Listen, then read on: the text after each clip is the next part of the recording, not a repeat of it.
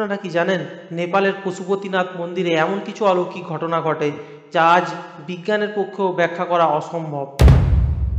একসময় নেপালের কাঠমান্ডুর বুকে ছিল এক গভীর বন।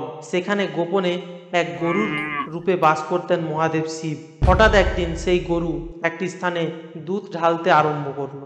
আর প্রতিদিন দুধ ঢালতে থাকা সেই স্থানে হঠাৎ করে আবির্ভূত হলো এক স্বয়ম্ভূ শিবলিঙ্গ। আর তখন থেকেই সেই স্থানটি পশুপতি শিবের আবাস। অন্ধকার রাতেও যখন মন্দির বন্ধ থাকে তখন ভেতর থেকে ভেসে আসে এক অদ্ভুত ধূপের গন্ধ, আর চোখে পড়ে এক অলৌকিক সাদা আলো। কেউ জানে না এই আলো কোথা থেকে আসে।